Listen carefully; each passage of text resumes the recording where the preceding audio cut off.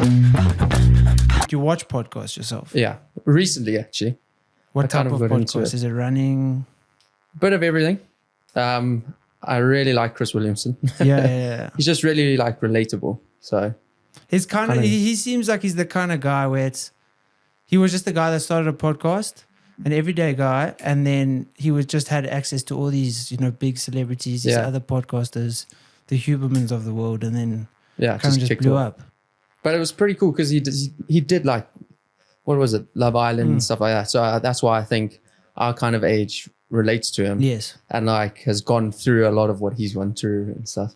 Yeah, I think because if you look at most podcasters, it's kind of maybe people that were big on YouTube, like vloggers, or they were maybe like the Joe Rogans of the world. Yeah. Whereas with him, it was kind of, he had an ordinary life and then kind of segued into podcasting. I mean, it's also, he's been doing it for like 8 years and people, you see him blow up. Yeah, exactly. And then you think it's overnight. Yeah. And you've only done 2 years. No. So of my own podcast, I've done 3. Okay. This is probably like my 170th episode, roughly. Right. Okay. So you're my 170th. So it's guest. coming. It's getting there. It's getting there. Five more years, and then once I'm at 7, then it'll be. This is the one that's going to blow it up. Hopefully. Thank you, bro. And I appreciate you coming, Sheldon, bro. Welcome. Thanks, man. Thank you. Thanks for having me. It's been a long time coming, I guess. No, I'm very glad. Yeah, it's an honor. Because you obviously are now based in the UK, right? Yeah. Let's get back to you as a youngster. Because, I mean, if we look at your family now, we can obviously see based on your social media and previously that you are very sporty.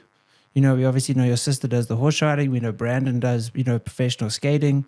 So it's always been in your family to kind of, push the envelope on performance. Yeah, for sure. Yeah. I mean, grew up on the sports fields. Always played a massive part of my life. I went to school for sport, went to university for sport. It was just. What sport primarily? It kind of changed. It was football. Then I went into cricket, then rugby. And then from rugby, then that kind of got me into the gym. And then obviously we both went to the men's physique kind of way. And then from there, I've just like been obsessed with the whole thing about like being the ultimate athlete, which nowadays they call a hybrid athlete, I guess. Yeah. And I pretty much think the same thing. You want to run these long distances, but still be able to lift weights, jump in the boxing ring, something like that. So I've always been obsessed with that kind of being someone who could just do anything fitness related. But yeah, like I think that came from sport, all the competitiveness, always wanting to push myself. Like every single day I actually get so much joy out of pushing my body. Some people ask me like, why do you train so much? Or like, how do you get up at 4 a.m. every morning? I'm just like, this is passion for me. This is how I get my joy. Like you can put on your shoes and go to a bar.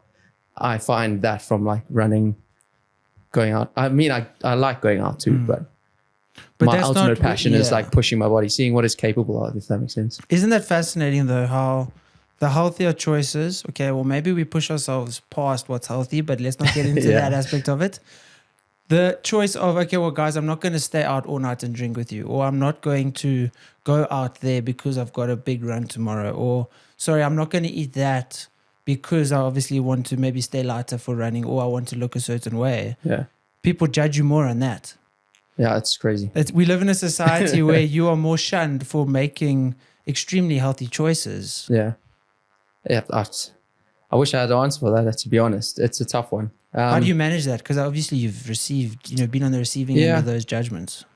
I mean, I came across something the other day that it was actually on Chris Williamson's podcast. And he was like, why do you bother, why do you need to justify your actions to someone who has a life that you don't want? And I was like, wow, okay, that kind of hit the spot, So I do take it kind of like personally, especially if it's like mates who give me a bit of shit. But I mean, ultimately at the end of the day, I'll feel better for doing it. So I also kind of get a kick of doing stuff that other people don't. So when you wake up at 4 a.m. or you're doing these runs and other people aren't, I'm like, I don't know, I get a kick out of it. Yeah, it sounds weird. But. Yeah, no, I understand. It's almost like the Goggins in you, where it's not really, there's no actual person that you might be picturing being better than or doing something that they wouldn't. But there's like the general populace of humans that you're like, okay, well, I know these people would not be willing to sacrifice or do what I'm doing, so I'm going to do it. And it motivates you and it pushes you. And when you maybe the motivation lacks, that's what kind of, pushes you forward. Yeah. So 100%. Then you obviously big into sport, big into rugby. Was it just training in the gym often that then got you into bodybuilding? You know what? Yeah, I was in the gym a lot and made friends with a guy that owned a supplement store, new guys in the industry down in Cape Town. And he was like, just go for it, try it out. And I wasn't really doing anything else. I was studying, wasn't playing other sport because I'd hurt my knee. So I was like, fine, let's do it. And I never ever trained kind of I always trained for purpose, not for look. So that's something that changed a little bit when we were doing men's physique. But I enjoyed the process when you can see how you can manipulate just water and it shows on your body. I was like, whoa, this is pretty intense. Your bodies can do some crazy things. So that's how I got into it. Enjoyed it, but it's tough. It's tough on your body. It's tough mentally. I think coming out of it, that was probably the worst my relationship's been with food ever, just because of how tough it is to stick with that diet, to keep your body fat at 2% because I needed to keep it that low for almost about 4 or 5 months because I kind of went into Western Province, then SA Champs, then into Worlds, all in that short space of time. So I couldn't really have a break. So I think that's what messed me up a little bit. But was that, you're seeing that there's no real longevity in maintaining this, what kind of got you out of it? Or was it kind of maybe you found interest elsewhere? I think interest elsewhere. And I was obviously moved. That's part of the move when I went into the UK. When you're doing that, starting a new job, doing everything, it's tough, man. I think the reason I got into it as well was all the free time I had. I didn't have any responsibilities, anything like that. So I could literally be in the gym all the time. But yeah, I really enjoyed it. I wouldn't don't regret any of it. But I just feel I more gravitate towards the healthier side, more functional, being able to do stuff. When I was that low and just training, I didn't feel like I could go run a sub-3 marathon or go do anything other than just the bodybuilding kind of things. So now moving to the UK, and so where in the UK is it? In London. In London. Yeah. Okay. Was it the group of friends that you made there that were also runners, or was it maybe a gym that you joined where it was, multi-purpose? I think when I first moved, I also got the thing they call heater injection. But it's because of my job, it's you had to go out boozing a lot. And I was really hating it. And my dad was actually into triathlon. So that's how I got into the more cardio kind of stuff. And the running is the part I liked. Swimming, absolutely hated. Cycling was the right. So that's how I moved into the running part. Loved running ever since. It's amazing. I'm sure it's hard to explain to non-runners, but that's just, you need to be a runner to understand that, I guess. Yeah, and it's the endorphins that you get from running, no matter how difficult the weight sessions is. There's no comparison. No. Even a half an hour run, the endorphins I'll get from running 5Ks is better than doing an hour leg session. For sure. Yes, maybe you feel late in the day that your legs were worked or whatever from the training session, but it's just not the same. No. Especially now in summer where there's a little bit of dampness in the air from the rain or whatever, running in the morning in South Africa, early morning, it's incredible. I'm sure you've obviously been enjoying that compared to, maybe in the UK with the rain. No, I've been loving it. So, I got off the plane. We actually had a 4-hour drive. We had to go to a wedding, but as soon as I got there, I was like, Jess, I'm going for a run. Everyone's like, no, we're late. I was like, no ways. Was that video that you posted? No, that was the next day. Okay. I could only do a 5K. I only had because I was going to say, it was a very nice backdrop of you running on that road there. Yeah. My mom videoed it and I was like, this isn't going to, it's not, she's debatable with videos. As most parents are. Yeah. And she said to me, and I was like, wow, you played out of your socks there. I was like, cool, man. Yeah, I was honestly looking at it. I was your rear delts look quite good. The sun caught it perfect. I was like, damn, nice one, mom. Yeah. Yeah. And this cross training as well, because I saw you obviously had a session this morning with Dom, and he actually told me to come join because it's a new style of training. Yeah. Do you want to maybe explain that? Because I genuinely don't have any understanding of it. Because I see on your Instagram you've done that in the UK. Yeah. So you want to explain that? It's basically, so Hyrox has been around for a while, but I think it's got very popular because it was almost CrossFit, but it's more of the running side, and it's without the powerlifting. So I think a lot of CrossFit normal people getting into CrossFit, they don't want to do the powerlifting, or they try it and they get hurt, and then they're out for a year or something, can't do anything with their shoulder. So it kind of gravitates towards more of like running and body weight kind of stuff. And it's really just kicked off, man. It's huge in the UK, all in Europe. So myself and Scott, who I did the recent one in London with, we've just been going like hard on that and really trying. So we got into Worlds. So that's in... I saw you just did a competition recently. Yeah. What was that? So that was Hyrox, yeah. But what was that? What qualified you now for Worlds? Yeah, exactly. So then that's what we're pushing for. But basically it's just like putting in everything that like is fitness. You put it almost into one thing. So you're doing bodybuilding movements. You're doing your like performance indicators like bench press, squats, all those kind of things. But you're working a lot more of like sprinting, even long distance running to build the base, you know, because you can't run, let's say, 3-minute kilometers without having a base, if that makes sense. Yeah. So we're doing the longer runs still.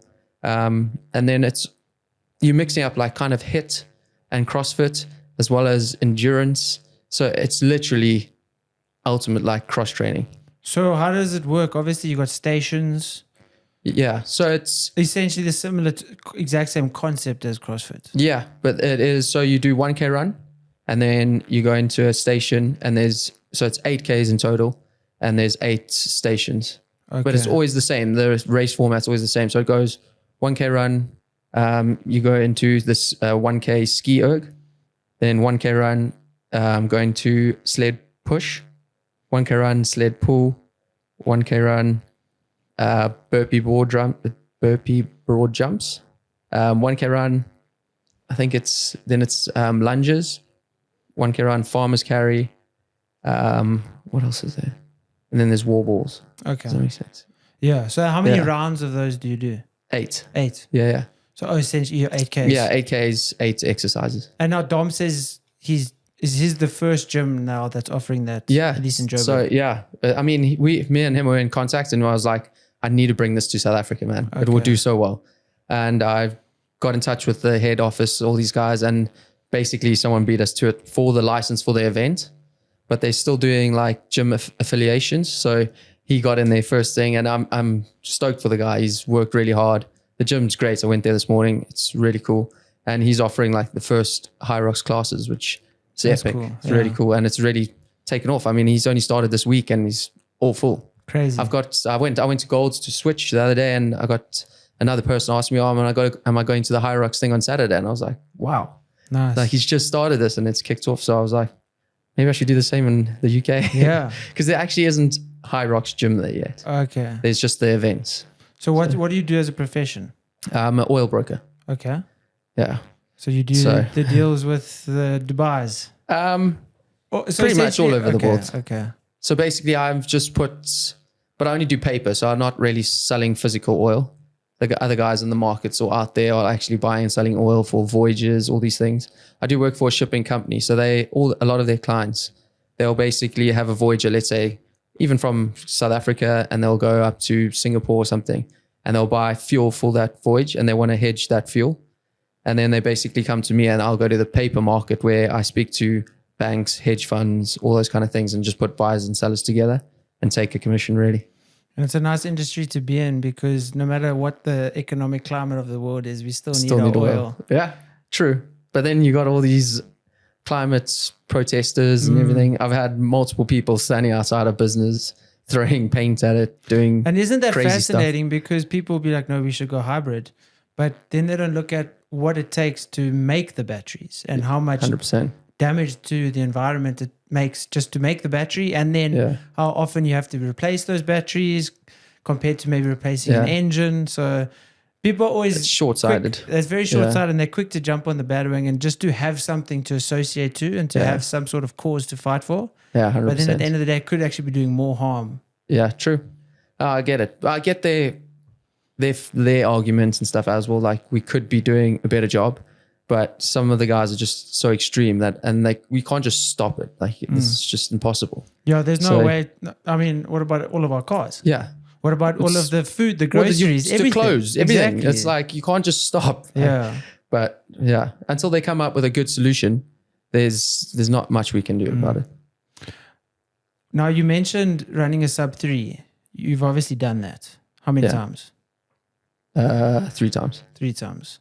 Have you ever failed in an attempt to run a sub 3? No, not yet. You don't ever fail at anything?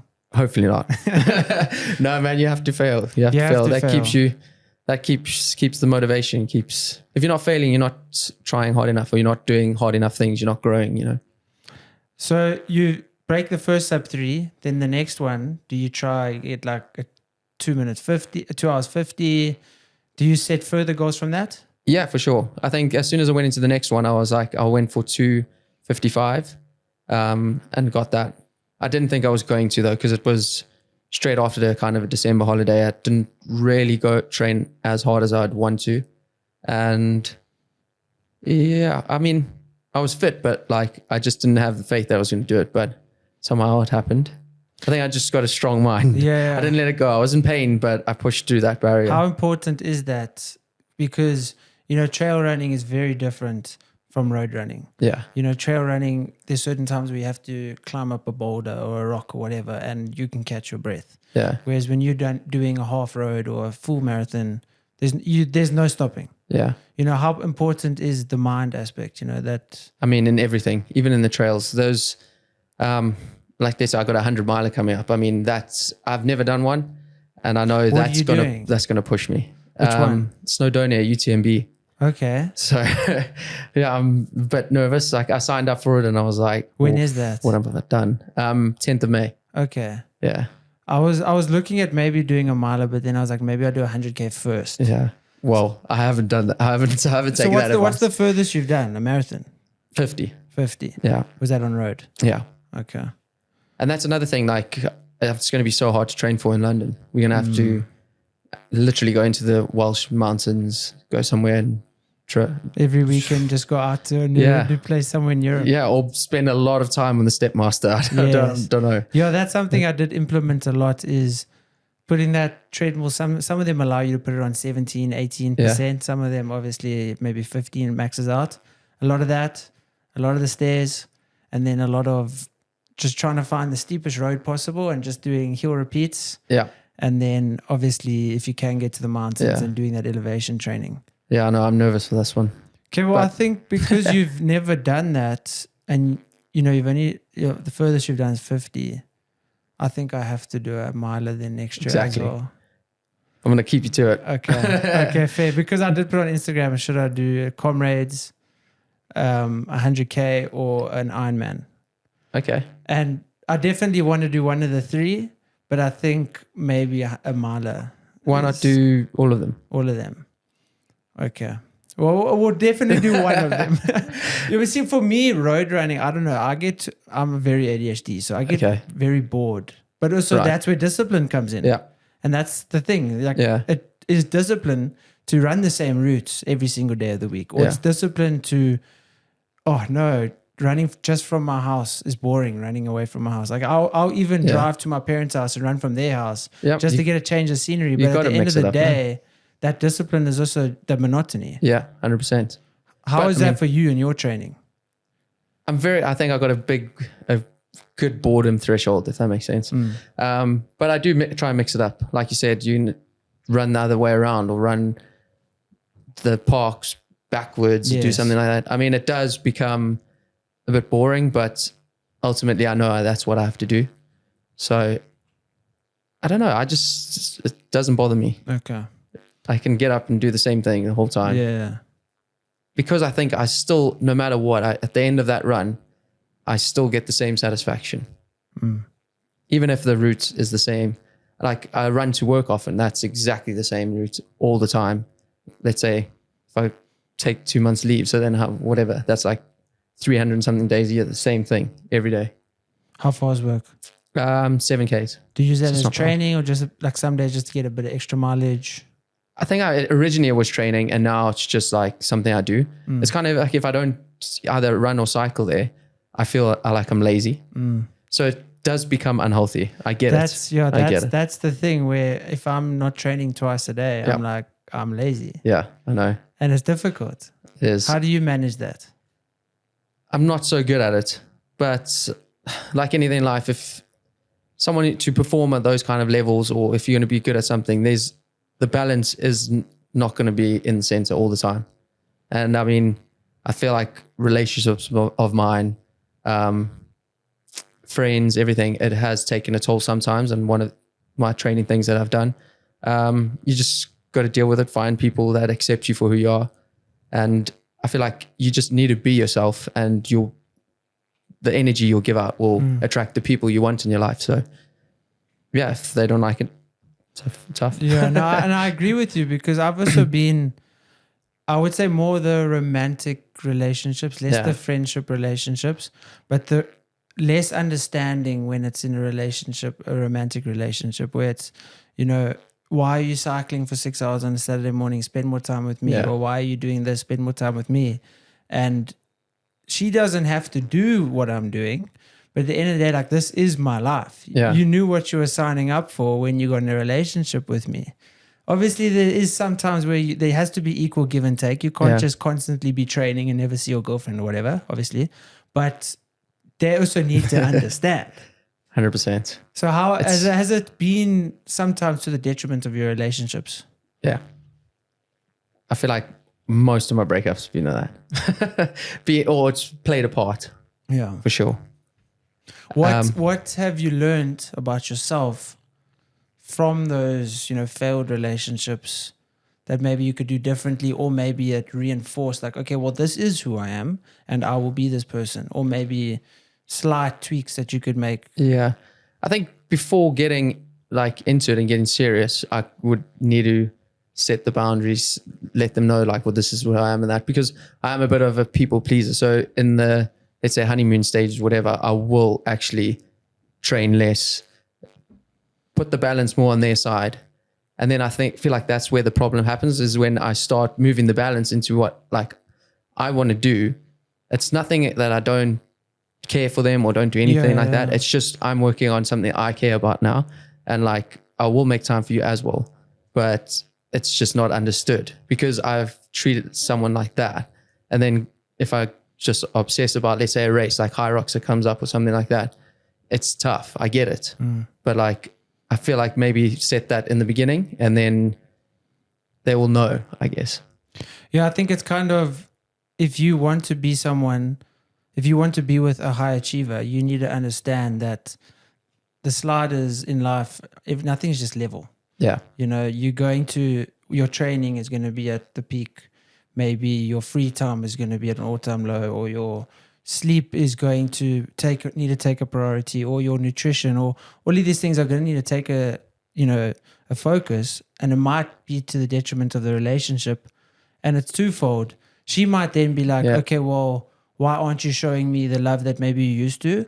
Or you can see it's upsetting her, and then you maybe start to resent her a little bit. And it's difficult. And I think as men, we kind of just also need to voice those expectations for the relationship, because if you don't voice that expectation, it's going to be a future fight or a future resentment. And then essentially that on us. That is the problem, yeah. And it's on us for not bringing up that, I love training. Training's a part of my life. It's going to need to be a focus. Yeah, 100%. I guess it's also tough if it's not your job. I get that. But I mean, if it's such a passion of mine, it's who I am, like, this is also the thing I'm struggling with, is that like I'm doing my job basically so I can fund my lifestyle and do these kind of things. Like ultimately I would have loved to be the rugby player. It didn't work out. But I'm still that person. If that makes sense. So that needs to be understood as well, I guess. Well, Rick Rubin's got he had a quote where he said, people need to realize that your career and what makes you money might not be your passion. It could be something that facilitates the ability to do your passion. Yeah. And I think we live in a society now, especially with social media, where it's, the job that you do has to be your purpose or your passion or whatever. And it could just be supplementing it. It could just be allowing you to have enough money to travel and do these races, or allowing you enough depending on the job, free time to train. So it shouldn't, and life doesn't have to be my job is my passion. It could just be facilitating that. Yeah. I mean, the guys that find the right ingredient for their job to be the passion is amazing. That's why when I see this, your passion, and it's coming off, I'm like, damn, man, that's cool. Because ultimately, like, that's what we all want, isn't it? But we can't all get what we want the whole time. But that's why you've made decisions in your life to the best of your abilities get what you want.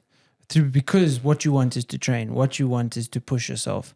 So you aren't doing a job, or maybe sometimes it does impact the amount you can train, but you're not going to do a job where you can not take 3 months off, or you can't come back to South Africa, or you can't do these things. So you still make those decisions that kind of lead you in the path to be able to pursue your passion still. Yeah, for sure. For sure. So now what's next for you other than the miler? Oh, next year's intense. What is the first thing? I think first things up is I got High Rocks Glasgow. That's our first pro race. So that will be pretty cool. Then after that, it's called a race. Yeah, it's called a race. Okay. Yeah, because it's always the same format, and it's basically who can get the quickest times. And now that it's got so popular, these guys are like all fitness things, everyone's just going bigger and bigger and bigger. It's freaking insane. Well, let's hope South Africa gets big, which it will, I'm sure. Yeah. Well, there will be High Rocks next year. Okay. That's what I wanted to do. And yeah, someone they beat you to it. Snooze, you lose, man. So High Rocks Glasgow. Then I got Boston Marathon. After Boston, got the 100 miler. And then I got High Rocks World Champs. And then actually I got the Otter Trail Run. Oh, nice. Yeah. So one of my brother's sponsors actually is Red Bull. No, That's so Red Bull. He's head of Easy Equities. I think that's the one. Yeah. Oh, yeah. I think last year was the first year that Easy Equity. Yeah. So he basically reached out and was like, "It would be cool if you guys will run it." And I was like, "Sweet, absolutely." I've been wanting to run it for ages because my parents have done it before. So I was like, and I've seen their pictures and they loved it. So I was like, "Yeah, I would absolutely love to run it." So I'm actually meeting him on Saturday for coffee, and he's sorting all out. So that's exciting. So that's my skeleton plan. I'm sure I'll add. Not subtract, just add. Just add, yeah. Just add. And how important is it for you to set those goals? Personally, in terms of maybe, I know for myself, I find more happiness in everything when I've got goals that I'm working towards. You know, when now in December, it's like, yes, I'm still going to train, but there's just that extra 1% that you push yourself when you know you've got that deadline. For sure. I've always been like that. You need to have a goal or have a race or have something to achieve, because ultimately though, that's what's going to get you to the gym or get you not to have the bad days. I think I've just read Atomic Habits, and it kind of put it in perspective for me, where they said basically like, you don't know how important it is to show up on your bad days, and they basically put it into this thing where if you had like 100 pounds, let's say, and you get a 50% gain, that will take you to 150 pounds. But a 33% loss will take you back to 100 pounds. So avoiding that loss is just as important as the gain. So that really hit hard sometimes, and I was like, okay, I get it. So I've always kind of been like that, but that just put it in perspective for me. So when you have these races, when you have something or accountability, it will push you that extra percent and it will stop you from having those losses, if that makes sense. And being someone that's constantly trying to push, constantly trying to excel, when you have a bad day, but maybe that bad day actually means you should rest, how do you manage? Because we all know that rest is the most difficult thing. Yeah. Training is actually easy. The rest is difficult, but sometimes the rest will benefit you more than the training session. I'm bad at that. Very bad at it. I find rest days pretty tough. I'll always, if I'm on a rest day or something, go try to do a walk, or I'll walk to work, walk back, something like that. But I'm not very good at it. I'm not very good at the maintenance either. The stretching and that I've kind of been stuff. very lucky, touch wood. I've been very lucky that I don't do much of it, but I do understand the importance of it. I think it's because I only have a certain amount of hours in my day. I still work an 11-hour day, but manage to train twice a day. So I feel like I need to put in the max amount of effort. And I know I just can't get it in my brain that the stretching is just as important and stuff. But as soon as I do get a little twig or injury, then I'm like, okay. But Let then me it goes go to the bio. But then it goes back. Then it goes back. I'll go get massages and everything. That's great. Yeah, that's easy. But the foam rolling, man. It's got better with technology, like those boots. I love using those boots, the Theraguns, but stretching and stuff. It's tough. Will you then, other than injury, maybe like also reach like burnout, where you get sick? Because I've often got sick, and then you've actually shot yourself in the foot because now you need 3 or 4 days. Go get a vitamin B. I know.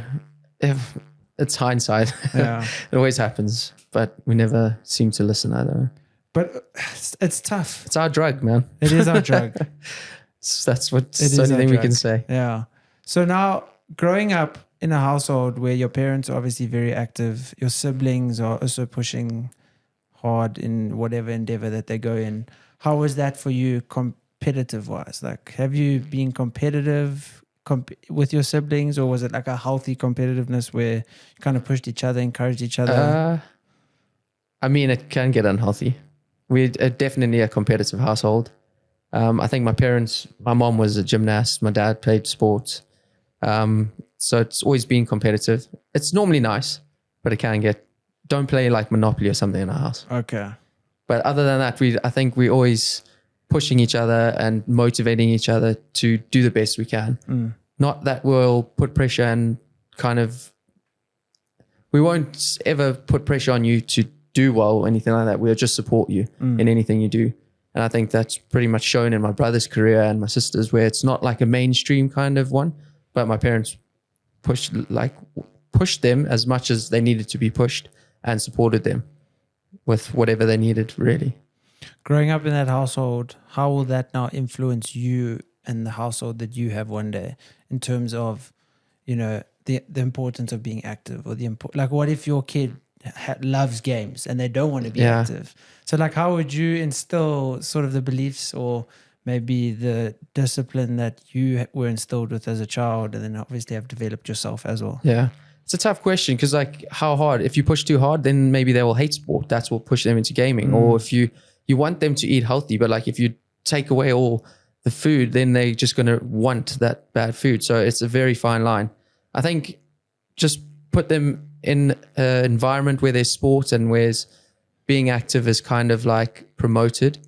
That will maybe make them want to do it, I guess. I don't really know. I haven't gone down the parenting route, man. I'm still trying to look after myself. Yeah, that's true.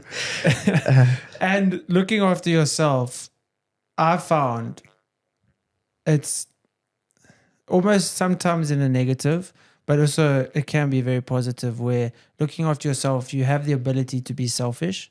You have the ability to, okay, well, it's the weekend. I don't have this person that I have to spend time with, or if it's mates, they're going to understand if you're going in training, where you don't have a girlfriend at the time. So it's easy to make certain decisions and align you in the way that you want to go. For you now, looking at maybe if you had to get into a new relationship with a partner, would it be someone that would she need to train the way you train, or would it just need to be someone that's understanding of, your lifestyle? I mean, I think for what we do and how much we do it, I think someone has to train. There will be a point where they will be like, this is just stupid now. So if they train, I think that will make them more understanding. I'm not saying they have to go do ultra marathons and all these crazy things, but I think definitely someone who has the same interests will help a lot. Have you been in relationships where maybe they didn't share similar interests? No, actually. No. I think, I've always dated someone who's been active or liked sports or something like that, yeah. And for you as, an athlete and someone that trains hard, social media, how has that influenced your mindset in terms of how you need to look? Because I know I've definitely been guilty of, I can't afford to put on weight, negative weight. I can't afford to not be lean. I need to look a certain way. Whereas, yes, they follow me, but they probably don't care. Well, am I allowing them to control my perception of myself? Yeah. Have you been guilty of that as times? Yeah, for sure. Like I said earlier, I've always cared about what people thought, and unfortunately, that's the way it has been.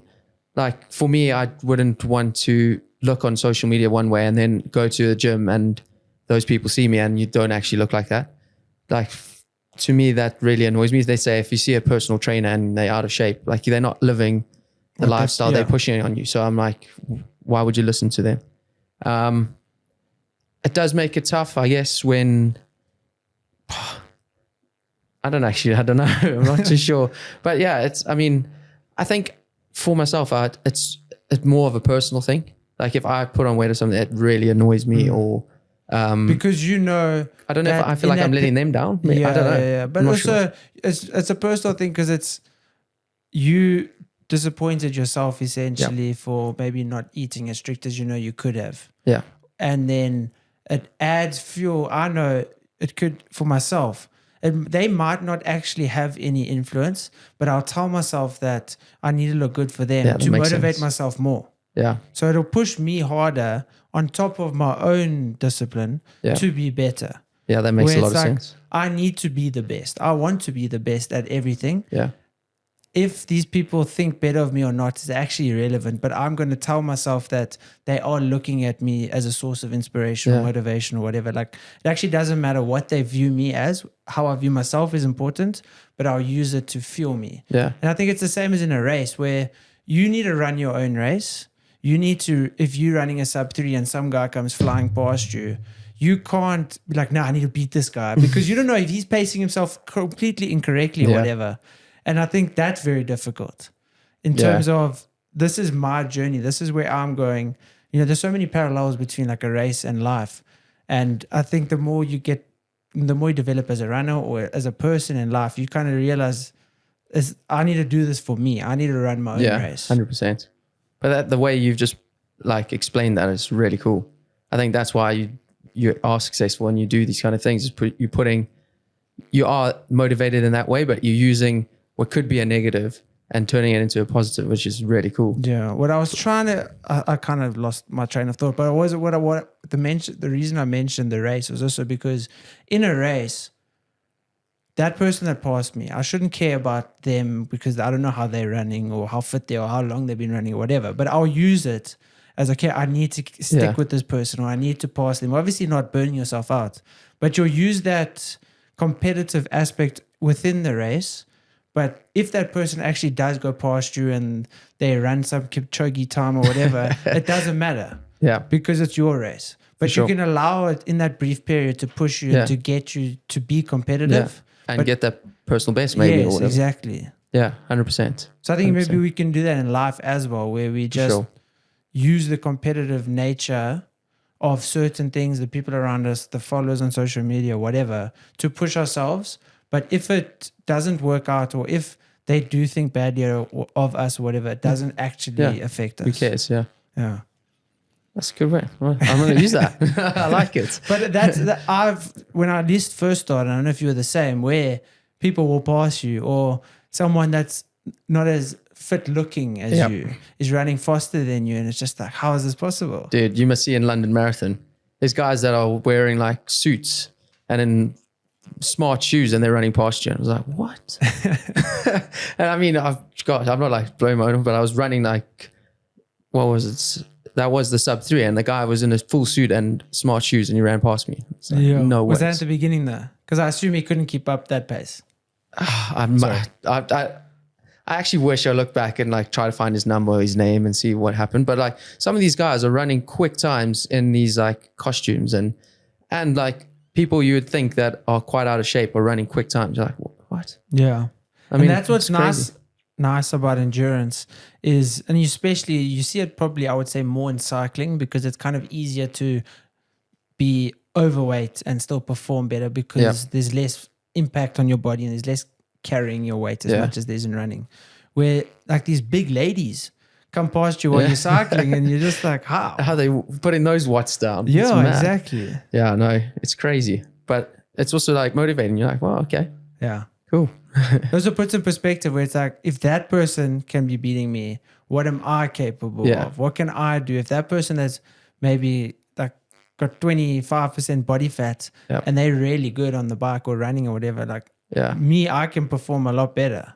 Yeah, for sure. I mean, that's why sometimes I also like when you're not doing the whole training for aesthetics kind of thing, it's more function. Sometimes when you're going down and you getting to these low body fats and stuff, you're like, well, actually this is detrimental to what I'm trying to do. So it's all, our game is a whole thing. It's not a one size fits all. That's why when you try to give people tips, like marathon tips or anything, you have to just try it out, what works for you. And just keep at it, I guess. That's why it's so like anyone who's in shape or anyone who's doing big things in fitness, it's really like inspirational and like, because you have to pay rent every single day. I'm sure everyone's heard this on social media, but you have to work at it every day, else it goes. And I mean, that's what I think people lose motivation because they worked a month for it, but they'll lose it in 1 week of boozing somewhere. And I mean, I know that's a bad part about fitness, but I really love that because the people that stick at it, you know that they're resilient. You know that they are a hard worker. You could take them into any situation and you'll know that they'll be good at it. I guess that's like life, you know. It's good that things are difficult. Yeah. It's great that it's tough to build a successful business. It's awesome that it's difficult to have an amazing body. Because if it wasn't difficult, everyone would have it and then it wouldn't be special.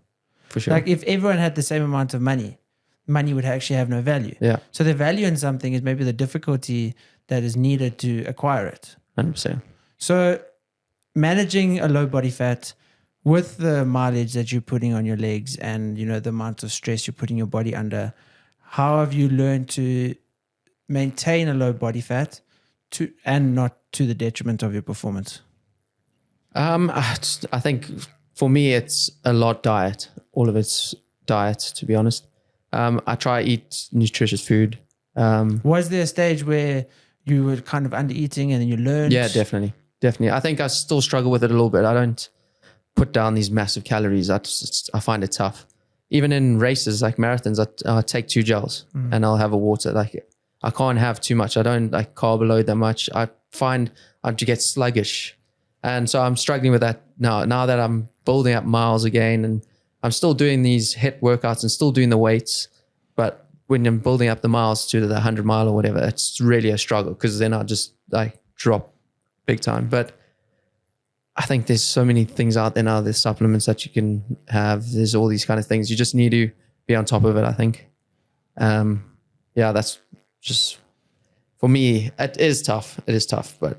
No, I completely understand because now when I was preparing for UTCT, I was like, okay, I want to get down to 82, but I don't want to lose any muscle in the process. So I need to be eating really strict, getting in the right amount of protein, but I do need to be in a slight deficit. Yeah. Being in the deficit then maybe will affect my numbers that I can push when I'm running. So it's that kind of that equilibrium that you try to play with where, I mean, I was one day, I was actually pretty stupid. I was doing a 24-hour fast and I went to gym in the morning and then I had a 10K run in the evening. It was a Friday. And I knew, okay, well, I'm doing a 24-hour fast. I'm going to have a bigger meal in the evening after my run because I was doing a 6-hour trail run the next day. Yeah. So I was on this run. And you know, you've had it, everyone's had it with that feeling like your sugar levels are just so low and you're going to pass out. Yeah. I got this on this run. And then I was like 6Ks in and I couldn't run anymore. I just had to walk home because I was going to pass out if I continued to run. And then I was just like, I'm being dumb. Yeah. Why am I doing this to myself? It's crazy. I can't even finish 10 kilometers. I'm definitely under eating. This is just stupid. Tell me about these fasting things. Yeah, fasting. So I get it. I intermittent fast. That was kind of because of my job. It's busiest in the morning. So I just kind of stopped eating breakfast. And when I was wanting to lose weight, it was a great way of doing it. But now it makes me feel sharper in the morning. I feel way better when I do my cardio and that in the morning because I often do cardio in the morning. I'll do weights in the evening. So that I get. But now these people go like, who was it? Dana White. He did like, what was it? 3 days? 4 days? It was like 50 hours or something crazy. Yeah. How? So the most I've done is 48 hours. So 2 full days. But then... So the first day, within the first 24-hour fast, I still trained twice. My goal going in it for these 48 hours was going to train twice both days. Yeah. So I did the first the first 24 hours, I did the first 2 sessions. Then the next morning I woke up, it was, I think, like 36 hours into the fast. And then I was like, there's no way I can train. I cannot. And I did it without coffee as well. So it was just water and salt. So it was so, I was listening to a podcast where the guy was saying there's this Japanese act or whatever that the Japanese do, Mishogi, I think it's called. I'll probably pronounce that wrong, but where they push themselves to the absolute extreme once a month. So be it like it's extreme. So I know I can do a 24-hour fast. Okay, so let me double that. Yeah. I know I can run 40 Ks. Okay, so let me double that. Yeah. I know I can do an ice bath for 10 minutes. Okay, let me double that. So it's kind of, your limit that you're usually sitting on, and then you push it to a level where it's going to be absolute torture to complete it. So that's why I was like, okay, let me do this 48 hours. And then I did it, and it was amazing. I would say the second day, the mental focus and stuff wasn't there. Yeah. I think if I continuously, maybe like once a month, did 48-hour fast, my mental focus would sharpen. On the second day, my energy levels might be better because you would get used to it. Yeah. But that second day was very difficult. It was tough. But as you mentioned, that mental focus and that clarity, and it's not, it's not you hungry so that you can focus. Obviously, when you get really hungry, everyone knows that your stomach's rumbling. You're pretty much probably only thinking about food. But when you're in that fine, let's say from 12 hours to 16 hours, so those 4 hours, your mental focus is better. Yeah. And I mean, I personally know when you do eat, I do become more sluggish. Yeah, 100%. Like if I have lunch and I'm sitting and I'm working and it's hot and then you fall asleep. Yeah. So then it is better. And it also, I mean, the benefits for Alzheimer's, the benefits for insulin sensitivity, the benefits for water, the cell rejuvenation. So I think the cell rejuvenation thing only really happens after 24 hours. Okay. But I know definitely some benefit for like a 16-hour fast. But for me, the biggest thing is what it helps with to mitigate like a big cheat meal on a Saturday or a Sunday. Okay. So if I do a long run and then I'm having a braai or whatever, and when you're just enjoying your food too much, and you've eaten like 12,000 calories and you push, then the next day I'm like, okay, cool. I ate last night. My last meal was at 8. Yeah. I'm going to fast 24 hours until 8. Okay. And then I have, because this is only one meal, I have a slightly smaller meal. So let's say maybe I have 1,500 calories in one meal. It's a very substantial meal, but it's still only 1,500 calories, whereas normally I'd maybe have 2.5 on like a normal day. So I've had 1,000 calories less. It kind of underset the extra calories that I had on the Saturday.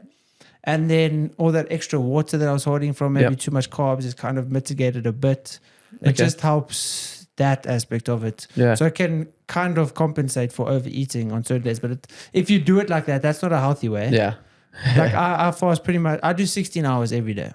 Okay. So if I'm doing a run longer than 2 hours, then I would maybe like have a gel with me in the morning if I'm fasted. So I wouldn't fast essentially like on a Saturday. If I'm going to go to do a 30, 40K trail run, there's no way I'm going to fast. But if I'm doing 10Ks or 15, even 21, then it's fine. Yeah. I'm the same, exactly the same. And on race days, that's when I'll have like the breakfast or the fuel. But yeah, I mean, I totally get where you're coming from, even for the mind kind of thing.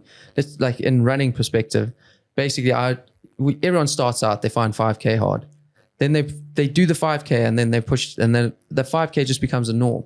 Then the 10K, then it's 20K. And like before you know it, you're running a 21 before you go out and meet your mates. Yeah. And that was the thing where I was like, okay, well, let's just go do a 50K on the weekend. Because just as soon as you pass that the marathon barrier, and we did it, and myself and Scott, and we did it, and like now, like it's not a big feat. So it's, once you've done it, it's in your mind and you know you're capable of it. You just need to break that barrier. And that's kind of the same thing with what you were saying, is once you get that past that 24 hour, it actually was easier for you to do it now. And actually fascinating, I didn't want to eat after the 48 hours. Nuts. I was dead tired. I wasn't hungry. It was weird. I wasn't hungry. The first thing I had was coffee. I was just craving coffee. I had 48 hours without coffee. But oh man, I love coffee. I was almost like, I don't want to break. Like I feel bad. Like I feel like I'm going to stop all the good that's been happening. You know, when like you've been really strict And then you know you deserve a cheat meal. You know you need a cheat meal, but you're like, kind of like, hey, should I, shouldn't I, should I? So it's kind of like that feeling. Okay. But then when I ate, I felt amazing. But I couldn't eat a lot at all. In those 48 hours, my stomach shrunk so much. It's crazy, man. I haven't done anything like that. Putting ideas in my head now. Yeah, you should. just do it to push yourself and to see. Yeah. I mean, it's crazy that you say you did it like because of, let's say, a bigger cheat or anything like that. Whereas I kind of just had the philosophy, never fail twice. So as soon as I did a cheat, then I'm straight back onto it. That kind of helped me never ever go into a spiral of bad habits. But yeah, I guess that's, like I said, it's not, this game isn't one size fits all. You just need to find what works for you and what's healthy for you. Try out these things that people are trying out and maybe you'll love it. Maybe you won't. How are you now trying out other things in terms of like you found running? You love running. What if someone comes and says, try jiu-jitsu or... Oh, I love it. But that's because like I said, I've always been obsessed, but even before the sports days and stuff like that, I've always been obsessed with being the ultimate athlete before any of this hybrid stuff came about. And I always just wanted to be able to jump in a boxing ring, swing a golf club, run a good marathon time, but still lift heavy weights. I'm not really a fan of the powerlifting stuff, but I love going in the gym and moving some weight. That's well, awesome. I mean, with the amount we run, you can't be strong. No, well, you can't be powerlifting strong, or you can't even be bodyboarding strong. Yeah, like I'm lifting half the amount of weight. When you competed, I know it's crazy, but I feel way better. Yeah, I feel like I can do things much better. I feel like even my muscle, but maybe it's because I'm older. My muscle density is better, definition's better. And I wonder if I had to compete now, what it would be like. I think it'll be good because looking at your physique, you can see that you train for functionality. So that helps. Functionality helps with symmetry. Yeah. It helps with muscle definition. It helps with building that maturity. Like doing all of that, like running builds amazing muscle maturity. If you see like those hectic marathon runners that are super lean from like Ethiopia, like they got crazy striated legs that some bodybuilders will never have. Yeah. And it's that muscle maturity that through that, constant use. Endurance, Like obviously it's not optimal for or building muscle size, but you can see the maturity there. Do you think we'll ever get these guys that are that big getting into cross kind of training and getting better striations and that kind of stuff? I do, because they're getting too brown. Yeah. Bodybuilding, like the heavyweight oaks, even classic physique, it's just kind of huge, man. Getting bigger and bigger, and who can have the most muscle, and like comparing that to Arnold's days, or comparing it. Okay, maybe Ronnie Coleman is kind of what started everyone just getting crazy massive, but it's lost the aesthetic for sure feel to it. I feel like it's aesthetic in terms of muscle, but it's not aesthetically pleasing almost. The same way when even Phil Heath, he was aesthetically pleasing. Like I enjoyed looking, maybe just because he had like good skin and all of that, but now the skin just gets worse. I know. It's GH gut. Yeah, it has lost it a bit. Like you said, it's you looking at them because they freaks in nature. Freaks. Yeah, they're monsters. It's not like where it kind of started, oh, that guy on the beach, like, whoa, like respect. And even the men's physique, I feel like even my last competition, I was like, these guys are huge, man. This is meant to be board shorts, like I said, on a beach. And these guys are monsters. And it's just like anything we do, it's just getting crazier and crazier. Like I've always wanted to do something like big, like maybe one of these runs that these guys are doing. But now like these guys are running from like Africa to London. I'm like, what the hell? Must have run around the world now to get like noticed in something like that. But is that something that you'd look at doing? Like one of those like super extremes? Yeah, I really want to do one. I think just for myself, I just love doing that kind of stuff. Like now, I said, in your current, amount of experience and everything that you have, what would that extreme be? Obviously, it can develop as time goes. But would it be like a 250K run or like what? Well, that's normal now. Yeah, I know. But for you, like for me, because you say, the miler is going to be difficult to train for. 100%. But if you had to really, really push yourself to the next level. Damn. No, I want to make you think of the goal you're probably going to set for next year. Yeah. Like, would it be like running the desert in like 40 degree, like crazy temperatures? Would Marathon it be disabled. Yeah. I mean, those will definitely push the boundaries. But like for me, when I'm saying I want to do something crazy, it's not. That's a race that normal people also enter. Okay. This is gonna sound weird.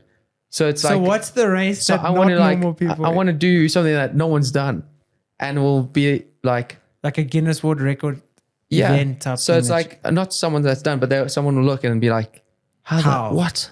But I mean, everyday people look at a marathon and think that. Fair. But also, But like, you don't want it's to. not what it's what I'm like, wow. Yeah. You don't want to Yeah. achieve what everyday people are Exactly. like, wow. You want to achieve what the 0.01% people are like, how did that guy do that? Yeah, I want those guys to say, wow. Yeah. But I don't know. Honestly, I don't know if it's like, it's getting impossible.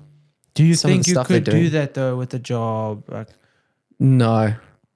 I'm kind of really struggling with the whole 11 hours sitting at my desk kind of thing. Cause I don't think I ever was built for it.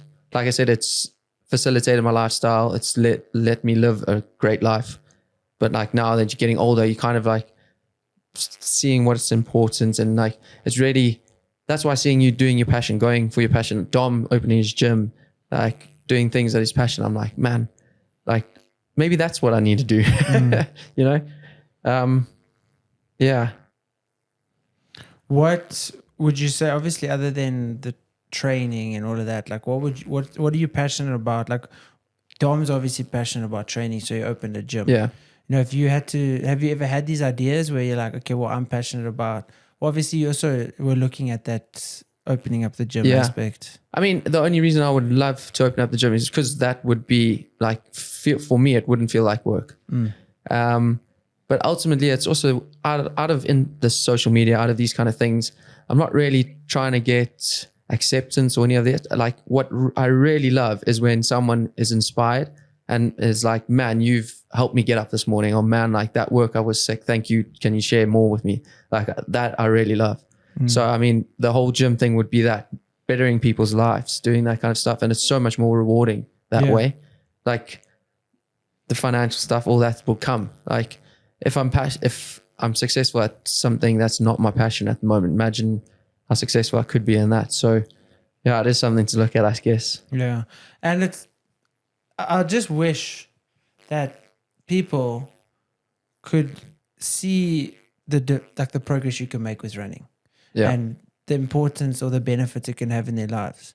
You know, we say everyday people, but like the people that kind of don't train, they just go to work, they have bad diets, like those kind of people. Yeah.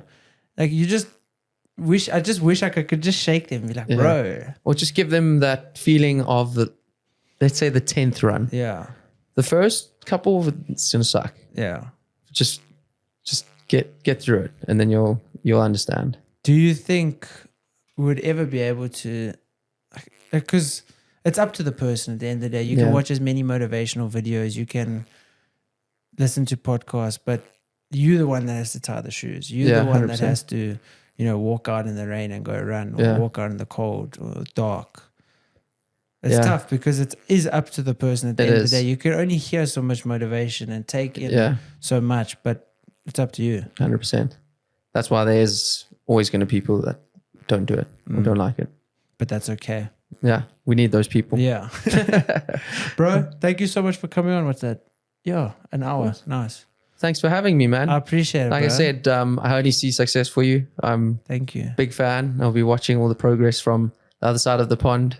Yeah. And just keep it up, man. When do you go back? 8th of Jan. Okay. Yeah.